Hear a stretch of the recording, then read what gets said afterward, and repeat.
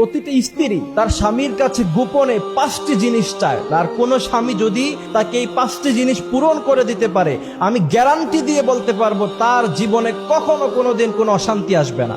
আমাদের কাছে অনেক অবজেকশন করেন আপনারা, পারিবারিক জীবনে শান্তি পাই না। এই 5টি জিনিস আপনার স্ত্রীকে প্রদান করবেন, তাহলে দেখবেন যে আপনার স্ত্রী আপনার জন্য মহা পাগল হয়ে গিয়েছে, আপনাকে ছাড়া সে কিছুই বোঝে না। রাসূলের হাদিসের মধ্যেও কিন্তু এগুলি পাওয়া যায়। রাসূল সাল্লাল্লাহু আলাইহি ওয়াসাল্লাম তার দাম্পত্য জীবন কেমন ভাবে কাটিয়েছেন। প্রথম নম্বরে প্রতিটি স্ত্রী তার স্বামীর কাছে গোপনে যেই জিনিসটি চায় সেটা হচ্ছে তার কাজে তার স্বামী হেল্প করুক। অর্থাৎ সকালবেলা ঘুম থেকে উঠছেন, ঘুম থেকে ওঠার পরে স্ত্রীকে লাগিয়ে দিয়েছেন চা বানাও, কফি বানাও, খাবার বানাও, মানে কাজের মেয়ের মতো তার সাথে ব্যবহার না করে আপনি যদি বলেন যে চলো একসাথে আমরা চা বানিয়ে আনি, একসাথে নাস্তা বানিয়ে আনি, যদি আপনি তাকে হেল্প করতে পারেন তাহলে দেখবেন যে আপনার স্ত্রী আপনার জন্য মহা পাগল হয়ে গিয়েছে।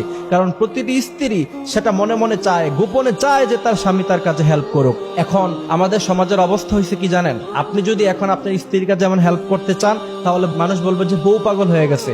অথচ আম্মা জান আয়েশা রাদিয়াল্লাহু তাআলা আনহা স্পষ্ট হাদিসের বর্ণনায় বলছেন রাসূল সাল্লাল্লাহু আলাইহি ওয়াসাল্লাম যুদ্ধের ময়দান থেকে ফিরলেন, এমত অবস্থায় বললেন আয়েশা কোনো খাবার আছে? সাইয়েদানা আয়েশা বললেন ইয়া রাসূলুল্লাহ কোনো খাবার তো নাই। আয়েশা বলছেন আমি লজ্জা পেয়ে গেলাম।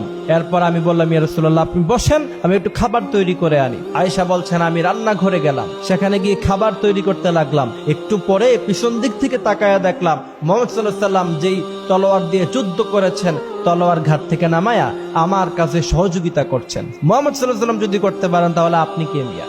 আপনাকে মানুষ কি বলবে, সমাজ কি বলবে? সমাজ আপনার দাম্পত্য জীবনে সুখ এনে দিবে না।